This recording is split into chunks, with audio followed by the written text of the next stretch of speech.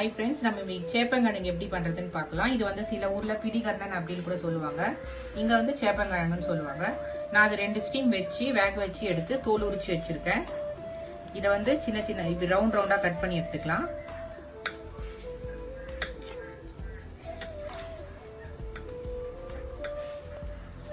ஒரு 3 ஸ்டீம் வச்சா சரியா இருக்கும்.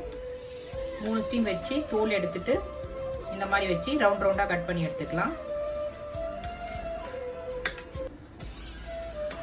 இது வந்து அப்படியே வேக வச்சு உப்பு மிளகாத்தூள் போட்டு கூட தொட்டு நிறைய பேர் சாப்பிடுவாங்க. ஆனா இது வந்து உருளைக்கிழங்கு பண்ற மாதிரி ரோஸ்ட் மாதிரி பண்ணா இன்னும் நல்லா இருக்கும். எப்படி பண்றதுன்னு பார்க்கலாம். நம்ம சேனல்ல இதே மாதிரி உருளைக்கிழங்கு வீடியோவும் போட்டிருக்கோம். உருளைக்கிழங்கு ஃப்ரை பார்க்காதவங்க போய் பாருங்க. இந்த மாதிரி ரவுண்ட் ரவுண்டா கட் பண்ணி எடுத்துக்கலாம். இதுக்கு ஒரு மீடியம் வெங்காயம் ஒரு மீடியம் தக்காளி போதும். நான் அதை சின்ன சின்னதா கட் பண்ணி எடுத்து வச்சிருக்கேன். ஒரு மீடியம் வெங்காயம் ஒரு மீடியம் தக்காளி, கருவேப்பிலை கொஞ்சம் போடணும்.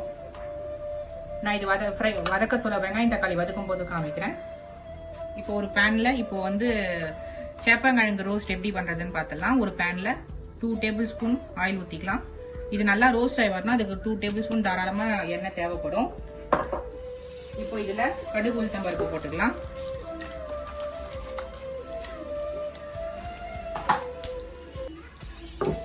கடுகு உளுத்தம் பருப்பு நல்லா பொரிஞ்ச வாட்டி வெங்காயம் போட்டுக்கலாம். பெருங்காயம் போடணும். பெருங்காயம் போட்டுக்கலாம்.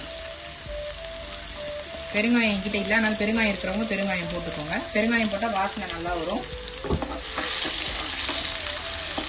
ஏன்னா இதுக்கு இஞ்சி பூண்டு பேஸ்ட் நம்ம போடக்கூடாது, பெருங்காயம் தான் போடணும். கருவேப்பிலை போட்டுக்கலாம். ஒரு மீடியம் சைஸ் தக்காளியும் போட்டுக்கலாம் சேர்த்து. இது நல்லா நம்ம ரோஸ்ட் பண்ணணும்.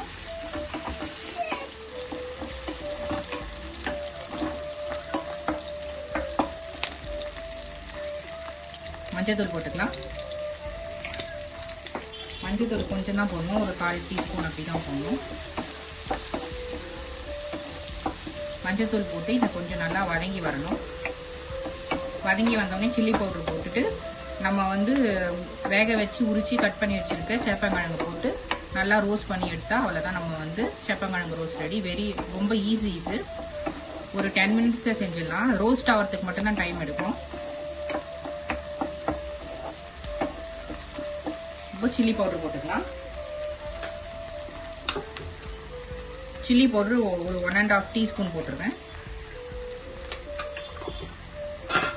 1.5 டீஸ்பூன் சில்லி பவுடர்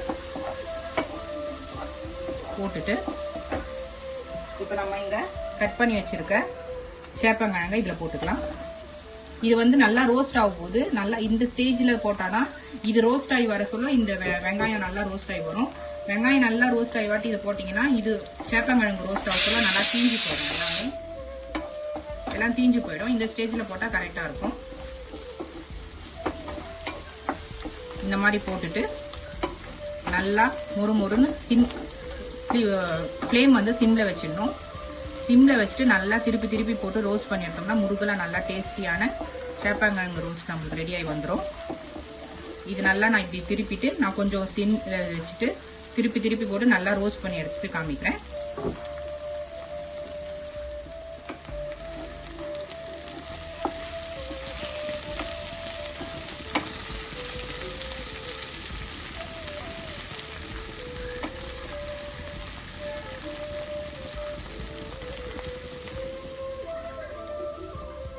இப்போ நம்ம சேப்பங்கிழங்கு சிம்ல வச்சு லோ ஃப்ளேம்ல வச்சு நல்லா ரோஸ்ட் பண்ணி எடுத்திருக்கேன். நல்லா ரோஸ்ட் ஆகி வந்திருக்கு பாருங்க. இந்த அளவு ரோஸ்ட் ஆனா போதும்.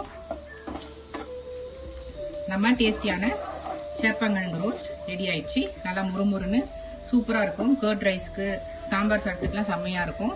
ட்ரை பண்ணிட்டு கமெண்ட் பண்ணுங்க. நெக்ஸ்ட் வீடியோல பார்க்கலாம். தேங்க்யூ.